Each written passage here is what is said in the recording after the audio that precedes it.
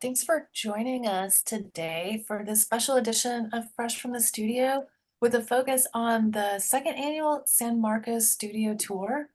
We're going to hear from artists Jasna Boudard, Michelle Delgado, Licha Jimenez, and Lana Waldrep-Appl today. We'll put in their stop numbers in the chat. Each artist will talk to us for about 10 minutes, and then at the end we'll come together, and if there's any comments or questions that you have, feel free to put them in the chat and we'll address them at the end. But let's get started today with Michelle. Alrighty, let me go ahead and share my screen here.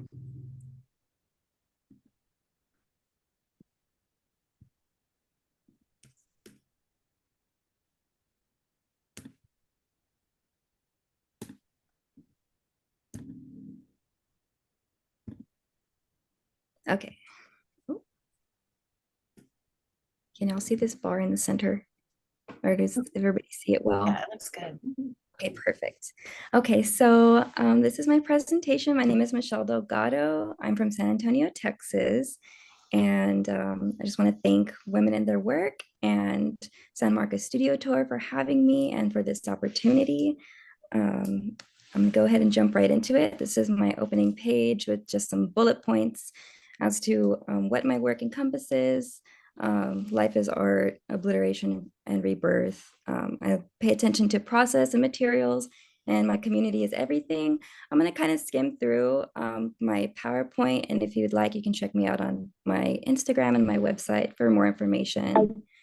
Let me see here. So this is my first painting in 2016. I started my journey off in San Antonio College, and underneath this painting is kind of a comical painting about like pigs running away from a UFO. And my critique was pretty hardcore, and it was just kind of like a breaking point for me to just kind of focus on my expression and just kind of let things be and just kind of be more abstract and loose with things and not so tied to a specific idea. And then this is just some more of my earlier work on the left. You can kind of see I start getting into layering process and kind of paying attention to like shape and form. And these ones in the center are included with like strings that I had. I used to be an editor for a newspaper, and they used to be bound with these strings.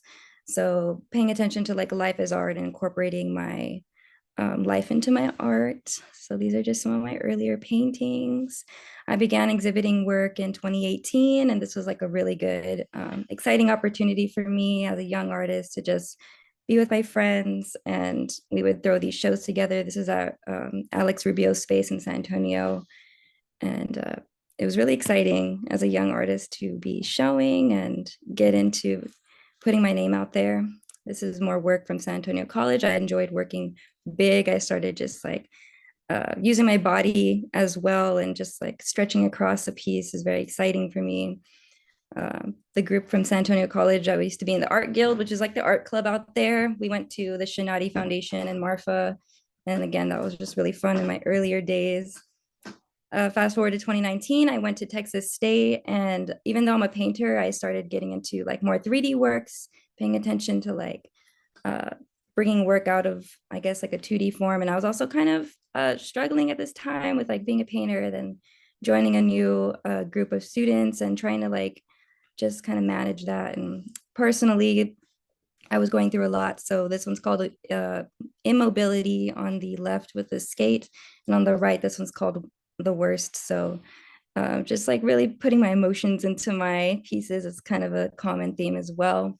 In 2020, the world shut down. I decided to not go to school. I didn't want to be a COVID student.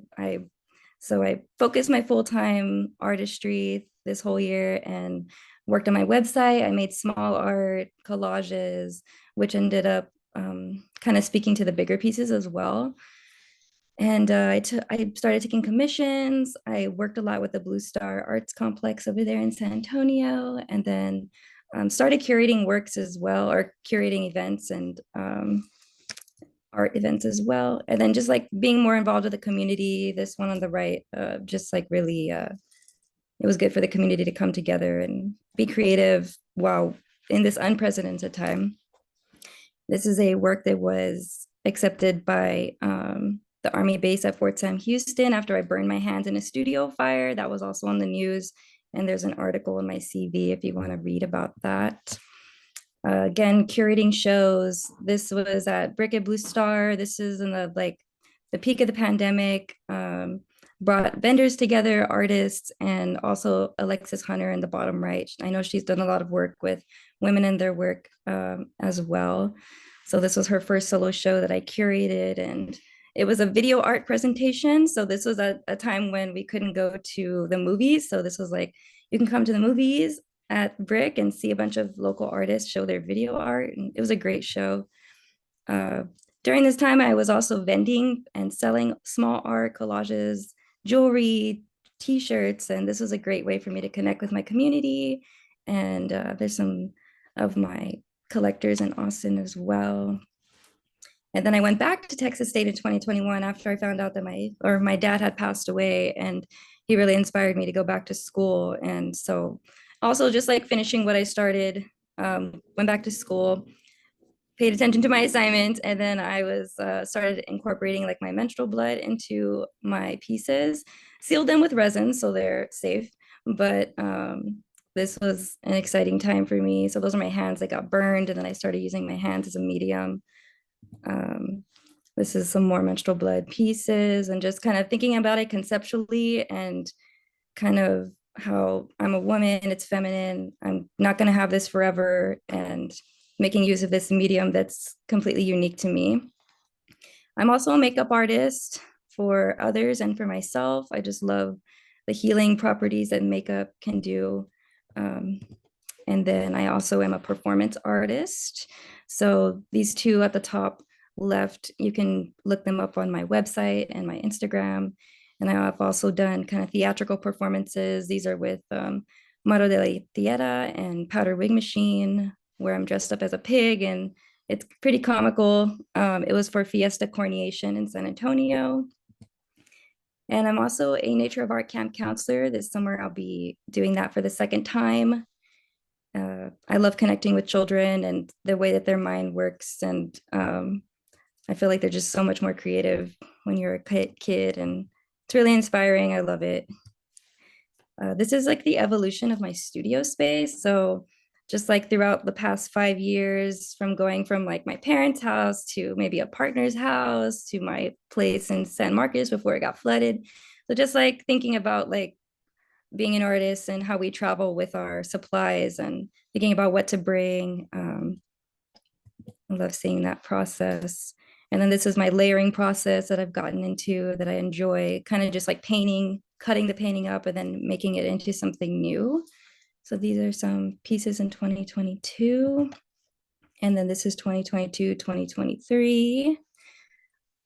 Kind of breaking away from like just like frame, trying to incorporate different aspects. And then most recently, I have these loose pieces that I completely took away the frame, and now I'm just kind of being free form, trying to, I guess, pay attention to my instincts. And then this one on the far right, I graduated Texas State, so that is my thesis. Awesome. I still have time. I was trying to like run through that real quick. So coming up, I do have San Marcos Studio Tour. That's what we're promoting here.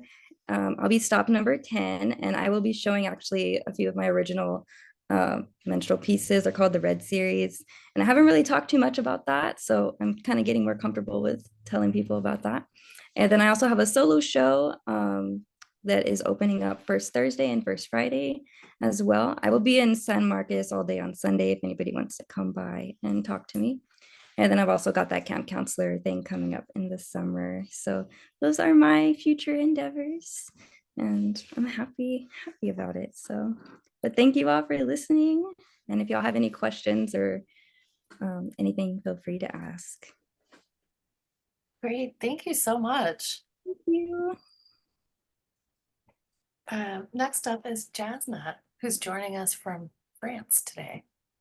Hi, everyone. I'm super honored to be here.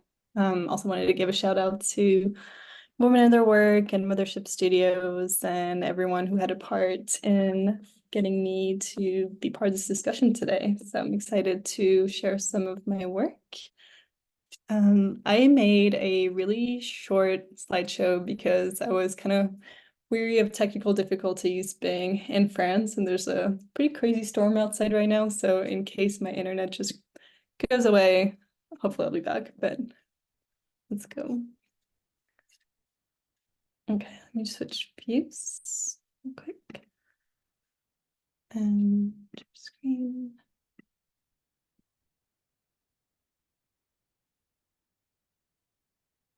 All right, are y'all able to see this? Yeah, it looks great. Fantastic. So my name's Jasna Boudard. I'm originally from France, so I'm just back home right now. I'm visiting family real quick before a gig in Portugal. So a lot going on these days, but happy I managed to find some time to tune in. So I'm a new media artist. I've delved in all sorts of art forms before, specializing in specifically projection arts. So I've been everything from a painter, a drawer, a performer. Yeah, I worked a lot with photography. My background is definitely a good solid 15, 20 years as a photographer. So go to the next slide. Oops, going backwards.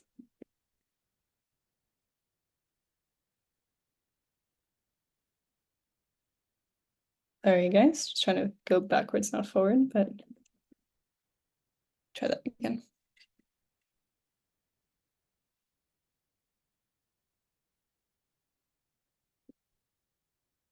All right, I'm gonna just cycle backwards through my really short presentation anyway.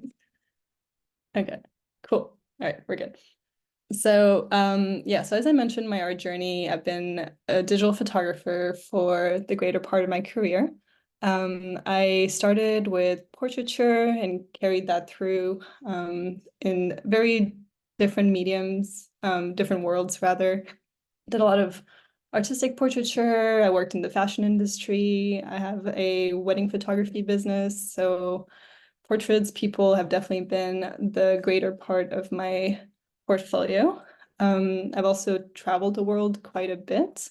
As I mentioned, I'm originally French and Bangladeshi. I grew up in Europe, in Asia, in Africa, in the States. So had my camera with me along the road and just took a lot of travel photography.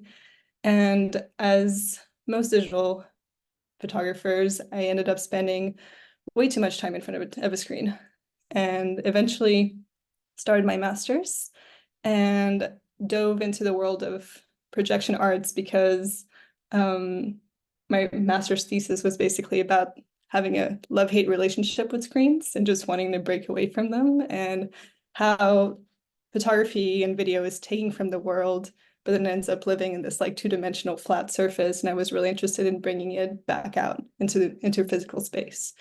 So I went from yeah, taking photos of people and the world to playing with projection arts, which was playing with video just like opened up a whole new world and a whole new way of communicating my ideas, and just really feeling a lot more like collaborating with the world, because it was just rather than framing the world in a specific way, it was directly borrowing from the world and just like presenting it back to an audience.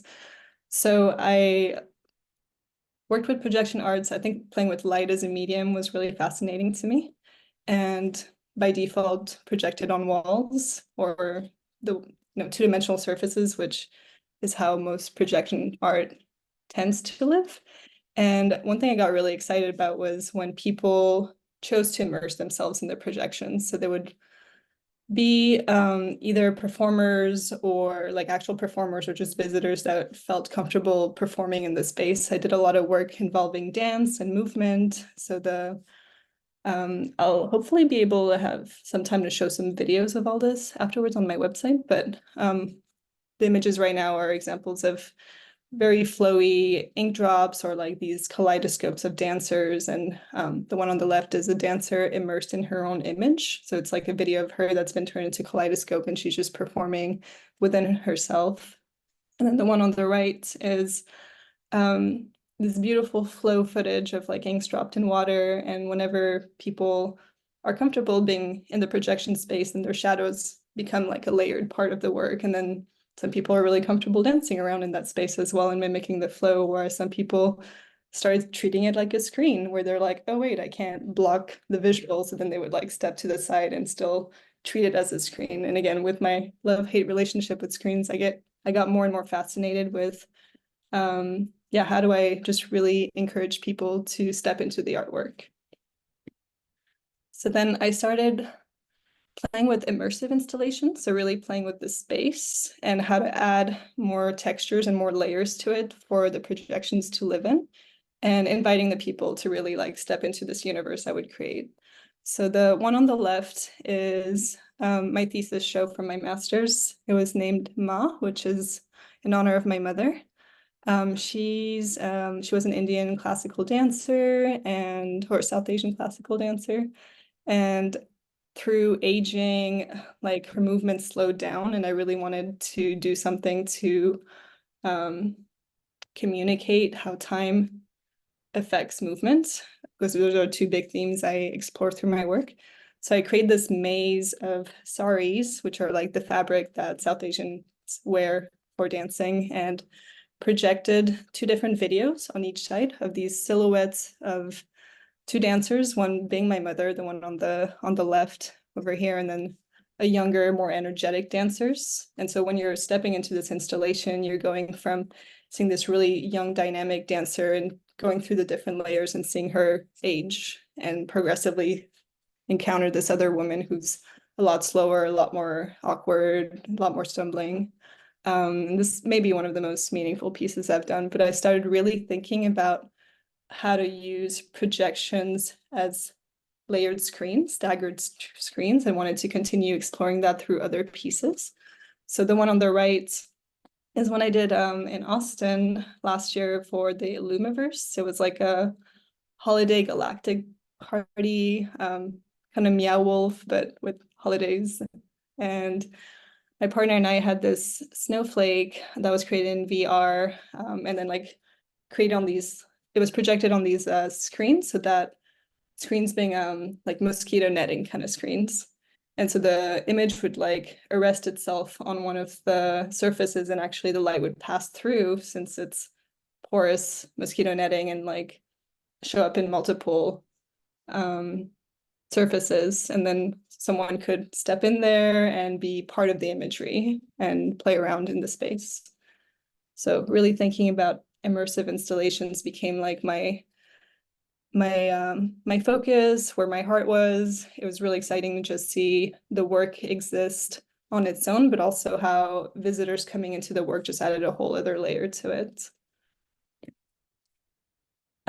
So most of the works I had done had been for galleries in the art world. And then since last year, Topher Sipes, my partner, and I wanted to start working for doing public art and working more for the city. So we got commissioned for the Creek Show, the 2023 Creek Show.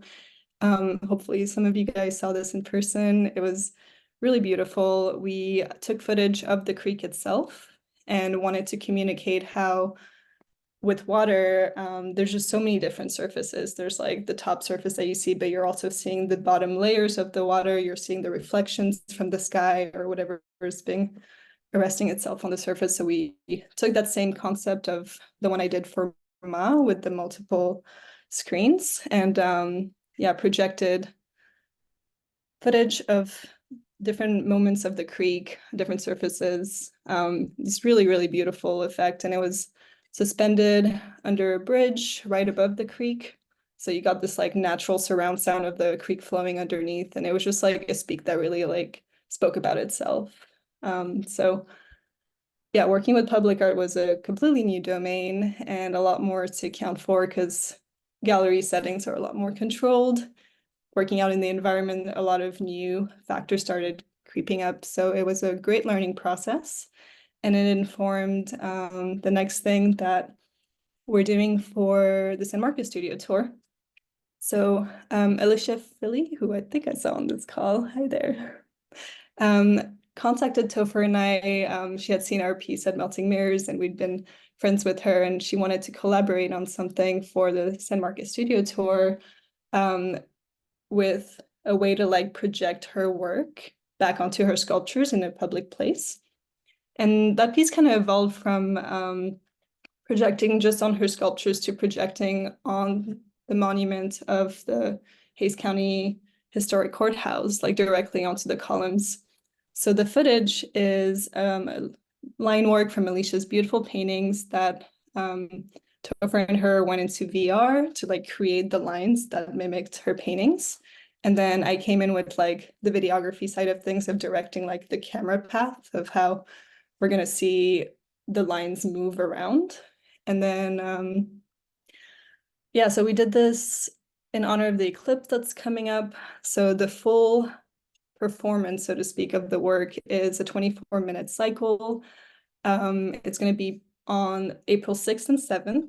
So when y'all are done with the studio tours, definitely stop by the courthouse. It's from 8 to 10 p.m. each night. And as I mentioned, there's going to be 5 cycles of like 24 minutes that reach this like corona totality moment to kind of, yeah, signify the eclipse. So like the beautiful line work on the columns start bleeding out onto the building during the totality moment. So it's really exciting. We tested it the other day and really, really excited to share this with the world. And we also still wanted to project on her sculptures because that was the original intent. So instead of doing it, you know, again, we learned a lot of things with public art and like installing her pieces at the courthouse, and the projections and everything just ended up being a lot of factors to juggle. So we decided to do it at Mothership Studios instead, in a more controlled environment. So so that's stop number 6, where you guys can come see my work along with Topher's and Alicia's piece that we created. We titled this one Realign Mentality, just a little like little sister to the courthouse project.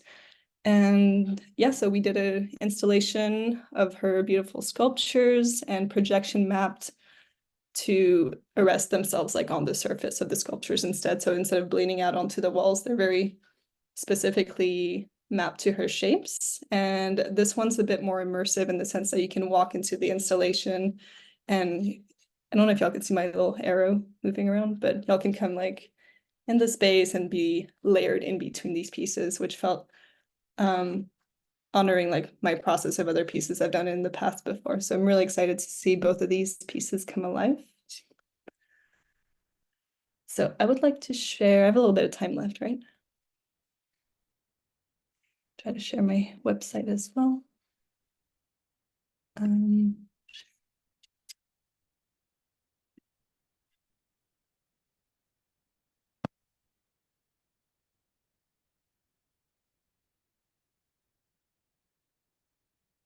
All right, can y'all see this? Okay, fantastic. So I'm on the new media page of my website, and just wanted to show a few videos of the pieces I talked about and a couple others that weren't part of the slideshow. So this was the Creek show, where this gives a more like a better effect of what the piece looked like since it's in motion. But so it was different surfaces of the water, and depending on what angle you're seeing it from, you're able to see the depth of it.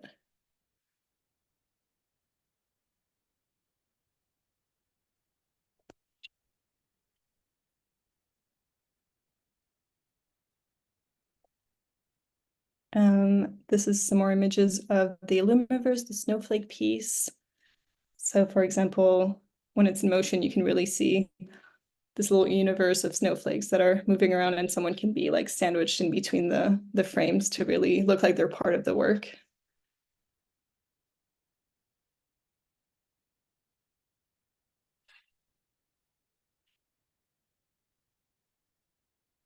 An example of Ma.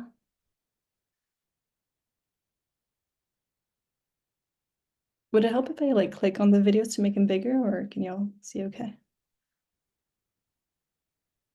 I can see it pretty good. Me Okay, too. good. Yeah. Awesome.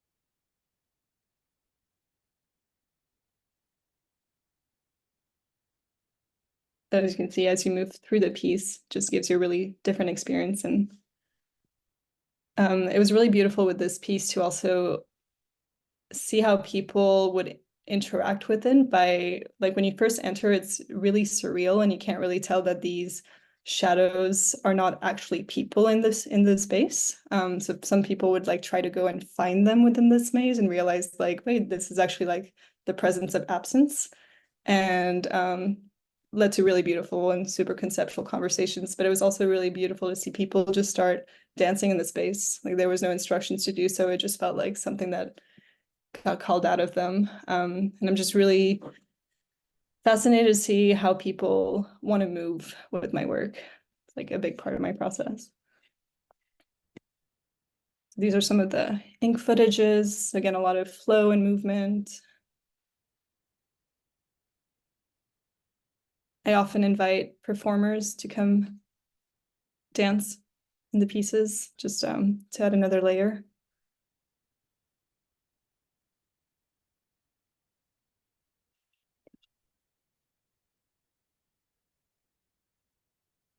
These were some of the belly dancer who was immersed in her own image. This series was really fun to make. It is a 4-part series honoring the 4 different elements. So there's one for wind, water, earth, and fire.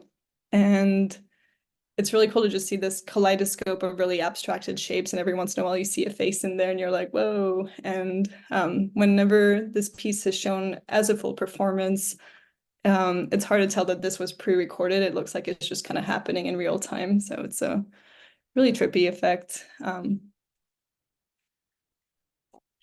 And then this series, I recorded a bunch of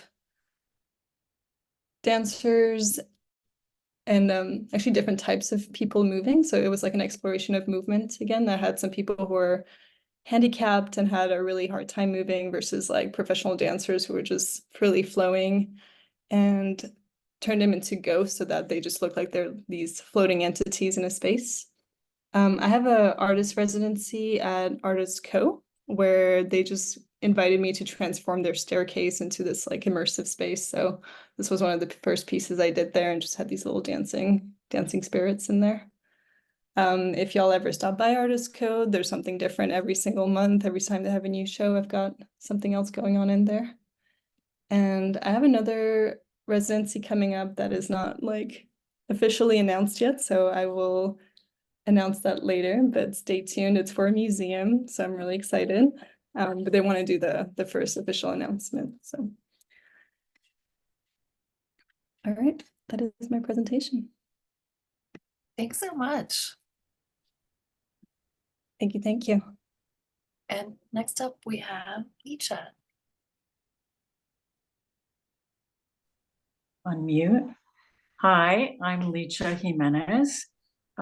My name is actually Elisa Jimenez, but at a certain point I went to get my DBA in New York, and Elisa Jimenez was already taken by the daughter of Luis Jimenez, who also went to UT.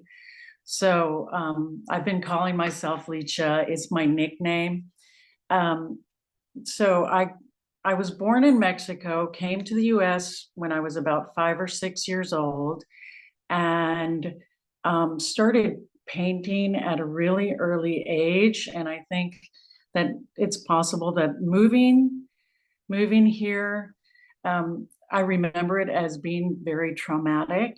I was in ESL in first grade. I didn't speak English, which now I obviously speak. I speak English better than Spanish now, but I think it contributed to me becoming an artist. So I am self-taught. I did start painting in oil when I was still in middle school. And then I painted all through high school. And then when it came time to go to college, my father, who was very strict, we weren't allowed to do pretty much anything like dances or proms or anything. He forbade the study of art. So I did not study art in college, but I continued to make art around everything in my life like everyone else does. And then pretty much after college, I'm going to go ahead and start sharing. I moved to New York, and let's see, I moved to New York, and I had all of a sudden this incredible exposure to art that I had not had before when I was in Texas. So it was the 80s, and so all these great painting shows were happening. And, you know, previous to that, all the artwork I had seen was pretty much when I was in Mexico visiting family, and it was in museums. So I'm going to bring up some of my work now. So while I was in New York, I had already started practicing, well, even before I left, but I continued. So this kind of is the beginning of a certain frame of mind. I had already been practicing some Eastern ancient traditions. And then when I got to New York, I started practicing a form of Okinawan karate. And then I went and learned this ancient tradition in goldsmithing. So it does refer, I promise, to my current work. So I was alloying my own gold, rolling my own sheet, pulling my own wire, and making these pieces after ancient Roman, Greek, and a lot of Etruscan work. So this is what you're seeing here. And I think that how it really informs my later work is that I got in very much into detail and precision, and also polish and finish. So when I tell people that I make jewelry or that I make abstract art, they think of those things as kind of very loose or easy. And in my case, nothing could be further from the truth. So these pieces are all fired with a torch. And as you can see, and I've alloyed the gold myself and made the sheet myself. And, you know, it's hard to get those little granules not to burn when you're firing with a torch. But I got into polishing very much. This is one of my more abstract pieces. I make a lot of handmade chains, another more abstract piece, and I'm alloying different colors of metals and starting to add rough stones, which I did a lot later on. And then I start kind of that I'm working with my painting, but also focused a lot on the materials. So I'm working with linen, rabbit skin glue, flake white paint, building up the surface, you know, sanding in between every, so it's very, I'm old and my art is very old. It's very old fashioned. Anyway, so this is a painting. I was going to just show a few pieces that I'll have at my open studio that are from the last 5 or 10 years. This is an oil on linen, and my paintings are always about something, but I like it to feel the way that a poem feels, in that it's about something, but it's not literal. And for me, I see a lot of the, not only the early influence of what I was exposed to, which was Latin American art, Mexican painters, you know, Rivera and Tamayo and Toledo and Siqueiros, but also, you know, then the 80s in New York. And that kind of crept in over the last 5 or 10 years. This is another painting that I will have at my open studio, a little larger. It's 36 by 48, also oil painting. This one was about the death of a really close friend of mine. It's called Remembering Alejandra. And then another painting from probably about somewhere between 5 and 10 years ago. And my iconography at this point is really kind of melding the way that I see it. What is that kind of, you know, right in between those early influences, because I was painting so young, and then that later time period And then also the focus on the materials and the finish. So I also did a lot of works on paper during that time period. I think this is 2017. I had a friend who she was a master printer. She had a press, and so I worked a lot with her. She actually used to put me on a timer and say, Licha, you only have 8 minutes because I will work on something forever. Anyway, so this is an early print. I will have some works on paper to show at my open studio. I did a lot of work just drawing and mixed media over the last 5-10 years. Again, I see, for me at least, having worked for so long, I made my first painting in oil about 45 or 50 years ago. So, I really see the development of my language becoming more and more clear. I moved to Texas and I'm looking at the materials around me. This is a Southwest Texas arrowhead that I have set in fine silver after an Etruscan setting, but I'm looking at the environment, and so I start picking up driftwood. I was living in in Wimberley. And so Wimberley is full of driftwood because of the flood. And so I start putting abstract silver shapes on driftwood and even painting on the limestone, and just really appreciating the organic nature of what's around me here in Texas. I love the outdoors. I'm currently becoming a Texas master naturalist, so there will probably be more outdoors coming inside. But still always using color, always painting in oil. And then my first year here, which is a few years ago now, 3 years ago, I met a gallerist who offered me a solo show in Houston.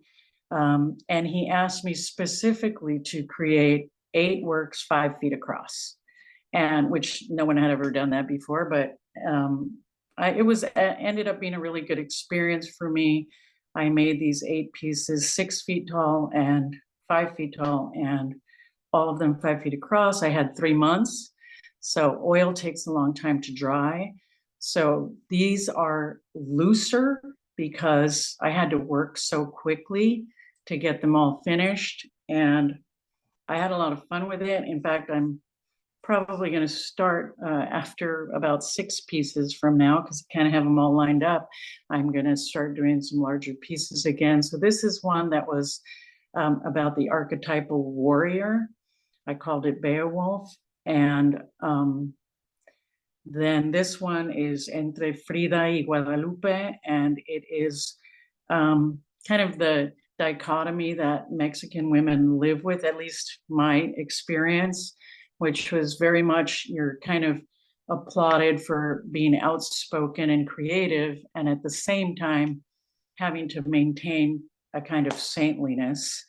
So the show that I had in Houston was very successful. This is another one of those paintings from that show. And then the current work starts to, this is the last year or two, is more solid. I'm focused more on committing to what I call my personal iconography, the language, also oil on linen and on canvas. I know I don't have much time left, so I'm just going to kind of cruise through. This is the last few months painting. They're all painting on oil, again with the same language. This is from a couple weeks ago, more representational for me, but with some of the same shapes and lines and colors. This is from last week. And then I'm also doing more driftwood pieces that are painted on. This is one that I did about 6 months ago. This is different angles of it. And then a piece that I have going right now in the studio, which I have started to add air-dried shapes in clay to, and then just some pieces that I have in different shapes and different parts of the prep process. Like this one's ready to go, but I'm not actually going to coat it completely. I'm going to work with the color. This one I'm calling my alligator is going to be completely coated. So that's pretty much where I'm at with what I'm doing. I'm always painting.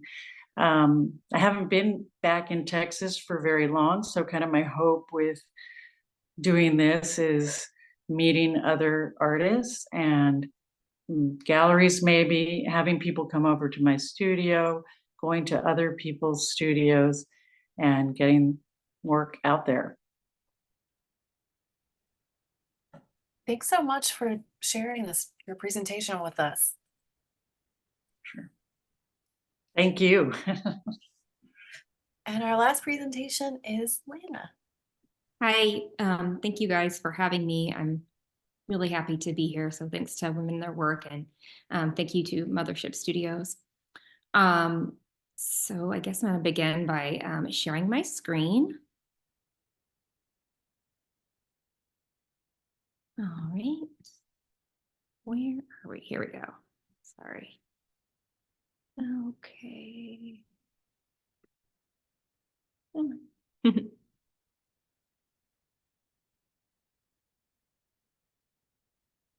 All right. So if y'all were here earlier, this is actually my second year participating in the studio tour. I participated last year. So I kind of wanted to start off by sharing a few kind of candid images from last year's studio tour. These are 3 of my 4 children. Just a little thing about me. I do speak rather openly about the fact that I have 4 kids.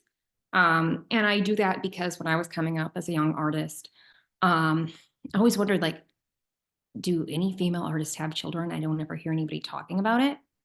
And I realized that was because there was an intense taboo about that. And I'm not really cool with that. So I talk about it so that hopefully young artists coming up don't have that same experience that I did. So here's some more candid pictures. If you come out to my studio, feel free to go ahead and bring your kids with you too. I don't ever want that to be an impediment. We have sidewalk chalk, and I usually have some activities because it's here at my house, and we're all here having time and enjoying being with one another. My origin story: I'm born in Fort Worth, Texas. I got my BFA in studio art from UT Austin in 2007, and my MFA from Virginia Commonwealth University in Richmond, Virginia in 2010.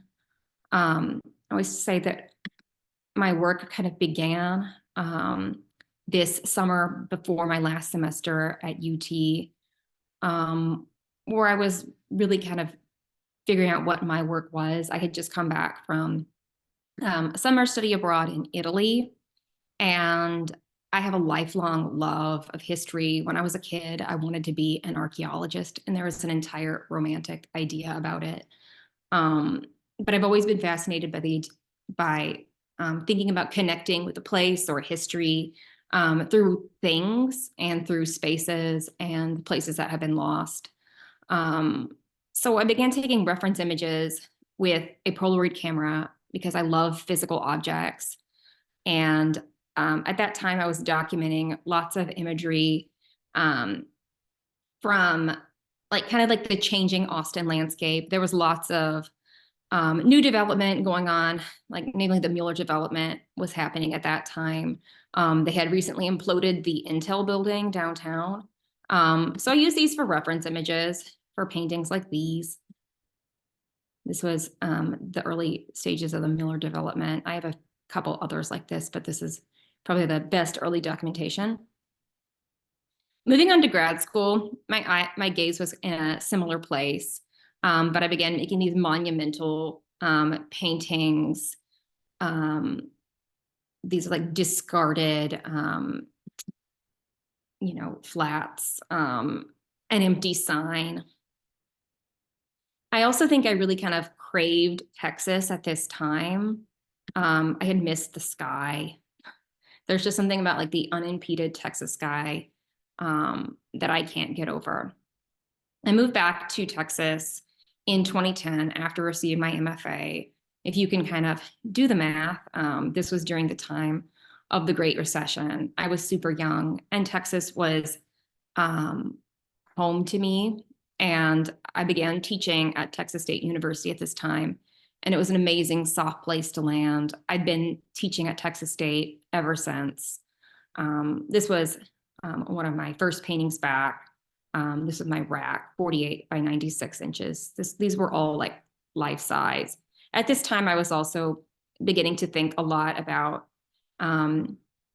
making the objects that I paint the size that they literally are, so that the viewer can physically interact with them in the way that they were intended. With the exception of small paintings, that somehow evades my kind of complicated rules. But this one feels very Austin to me. It's the bike rack and the Austin pools, like all of the beautiful, fabulous pools. And spending my time at the different public pools. Studio view of my studio at Pump Project. I was at Pump Project for several years in the early 20-teens. But around 2014, we moved and we bought our first home, actually out on Canyon Lake. And I began kind of making work that was a little bit more minimalist, kind of looking at even simpler and simpler things. So for my steps, into looking at even just corners. So if you can tell from earlier pieces, like there were like lots of like kind of like heavy shadows. And I really was kind of stripping that down even more and more with the corner pieces and with the inlet. And I'm always thinking about that quote from Edward Hopper, where he said he just wanted to paint light on the side of a house. And sometimes that's enough, right? This was probably one of my favorite pieces from my show that I had with Sean Camp at Icosa Collective that opened on March 1st, 2020. So lots of people went to see that show. Well, actually, we had a really good turnout for the opening, but that show closed about a week in due to the shutdown.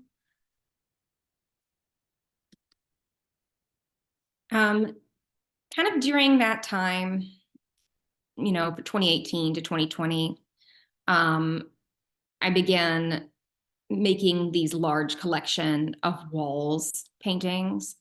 So a painting is a thing that hangs on the wall. You know, so I began making paintings of walls, exterior walls, outdoors, in space, walls that had like natural processes impact their coloring, the way that they aged, drips and scuffs, and plant life began finding its way into the work at this time. And this was just kind of like a seed that was down there kind of deep. I probably made about 40 or 50 of these wall paintings, and I've presented them a few different times in different contexts. Just to, you know, I'll curate a selection of them and then leave others out. This is a collection of them that I showed at my next show at Icosa that I had in early 2022. Along with these small wall paintings, I began making these more close-up, intimate views of these different walls. And I really started looking at the way that the natural world was interacting with the man-made world on some of these surfaces. So this was my painting team. I had like this weed that was growing out of this bricked over window. And peak, these little stick-like dead plants. If you can tell from the images, these were all like piped on with like a cake piping bag. it's really messy and you lose a lot of paint that way. But I always have like this fun spot for plants that are able to survive the things that we do to the environment. Like there's such a spirit to it, this spirit of survival. So after that body of work, I had realized in around 2020 and shortly thereafter that my gaze had really kind of turned more from the outside world, where I had always kind of found my inspiration looking at the way humans interact with our built environment, to a much more domestic gaze, something that's closer to home. And I really attribute that to the pandemic and the time that we were all at home, surrounded by all of our things. And my world shrank a lot more during this time because, you know, yeah, I mean, I think everybody's dead. Here's a few images of those. I'm going to go ahead and skip for the sake of time, guys.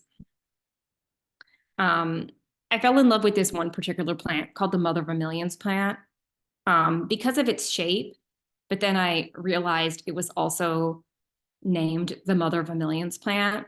And I had my third and fourth, they were twins, at the end of 2020. And it kind of became like my kindred spirit, my kindred plant. Some detail images. Lately, I've been exploring like letting my children and the people in my life kind of at times build these still life arrangements. Like they'll play with things, they'll settle in a space, and it'll just end up just right. Going back to my childhood fascination with archaeology, I loved like the thought where people would talk about, you know, going basically through somebody's trash and learning about a culture that way. And so these bits and pieces of trash have begun finding their way into some of my paintings with beautiful things that we hold dear, and then things that are like garbage or things that you hold on to because you don't know if they're going to just end up in the ocean if you throw them away. So they become a whole part of that. There's a whole psychology that I could spend time talking about. Everyone's a critic. There's my fourth. Here's a view of a current show that's up at Texas State Galleries. This features, there's Yulia Lenina's sculptures there, and along with some of my paintings. It's on view through Saturday, so make your way out because it's coming down soon. This shrug, kind of another one of my still life arrangements that has like the garbage, the precious things, the things that are permanent, the things that will fade.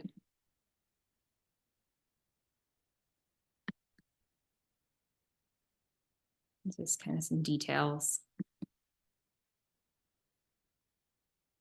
Another little piece. This one's going to be at the, I think I'm going to have this at the mothership home base.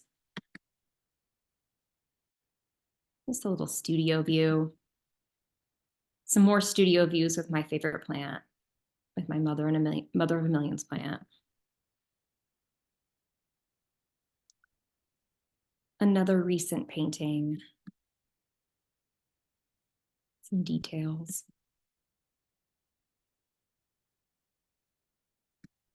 Another similar one.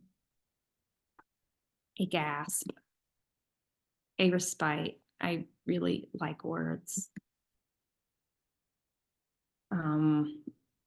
Some installed work for my show that I have with Michael Villarreal up at Lockhart Post Gallery in Lockhart right now.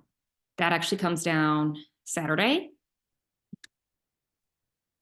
This piece is also in that same show, Up to Sky. It is the opposite of down to earth. It's a detail.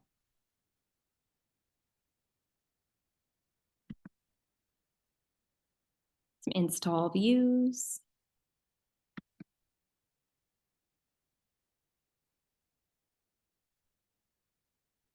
Some little paintings.